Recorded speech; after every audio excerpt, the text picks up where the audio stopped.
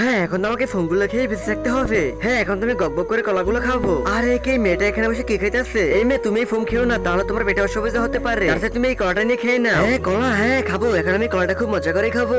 আমগম গম, আরে হ্যাঁ এটা তো অনেক মজা। হ্যাঁ এখন তো আমি সিঁড়ির উপরে বসে পড়ি। হ্যাঁ আমগম গম, আরে হ্যাঁ খেলাটা তো অনেক ভালোই খেলা। আরে এটা আমি কি দেখতেছি? ম্যামের জুতোটা তো সিঁড়ি গেছে। ম্যাম মনে হয় সিঁড়ি থেকে নামতে গিয়ে জুতোটা সিঁড়ি গেছে। হ্যাঁ আমাকে ম্যামের জন্য কিছু একটা করতে হবে। হ্যাঁ এই তো এখন আমি গাড়ির ভিতর থেকে তেল নিয়ে আসছি। এখন আমি তেলের মধ্যে ফোমগুলো আস্তে আস্তে করে সবগুলো দিয়ে দিই। আরে হ্যাঁ এই তো আস্তে আস্তে করে ফোমগুলো দেওয়া হয়ে গেছে। এখন আমাকে এগুলো ভালো করে গলিয়ে নিতে হবে। আর এই বাচ্চা মেয়েটা ফোমগুলো দিয়ে কি করতেছে? আমার তো মাথায় কাজ করতেছে না।